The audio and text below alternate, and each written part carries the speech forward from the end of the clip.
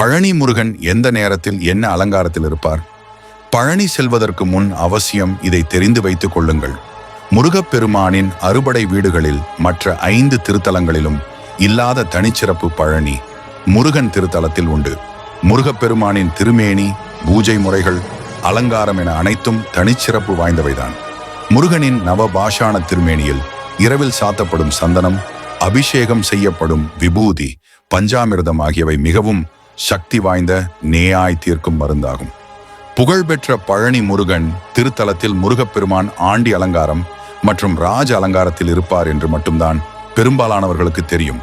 இவற்றில் ராஜ அலங்காரத்தில் தான் முருகனை தரிசிக்க வேண்டும். ஆண்டி அலங்காரத்தில் தரிக்கக்கூடாது என பலருக்கும் கருத்துக்கள் நிலவுகிறது. ஆனால் அது தவறான கருத்தாகும்.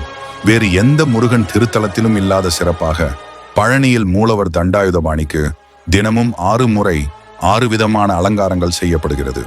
இவற்றில் முருகப்பெருமானை எந்த அலங்காரத்தில் தரிசனம் செய்தாலும் நற்பலன்கள் மட்டுமே உண்டு. இருந்தாலும் எந்த நேரத்தில் பழனிக்கு சாமி தரிசனத்திற்கு சென்றால் முருகனை எந்த அலங்காரத்தில் தரிசிக்கலாம், ஒவ்வாறு அலங்கார தரிசனத்திற்கும் என்ன பலன் என்பதையும் தெரிந்து கேளலாம். மலை மீது அமைந்துள்ள பழனி முருகன் திருத்தலத்தில் தினமும் காலை 5 மணிக்கு திறக்கப்பட்டு இரவு 10 மணி வரை திறந்திருக்கும். காலை முதல் இரவு வரை தினமும் 6 முறை அபிஷேகம் நடத்தப்பட்டு 6 முறை அலங்காரங்கள் மாற்றப்படும். ஒரு அபிஷேகம் அலங்காரம் முடிந்து அடுத்த அபிஷேகம் நடைபெறும் வரை முருகப்பெருமானின் திருமேனியில் மாலைகள் அணிவிப்பது, பூஜைகள் செய்வது என எதுவும் நடத்தப்படாது. காலை 6:30 முதல் 7 மணி 15 வரை சந்நியாசி அலங்காரம்.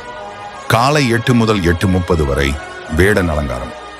காலை 9 முதல் 9:30 வரை பாலசுப்பிரமணியர் அலங்காரம். பகல் 12 முதல் 12:35 வரை வைதீக அலங்காரம். மாலை 5:30 முதல் 6 மணி 15 வரை ராஜ அலங்காரம்.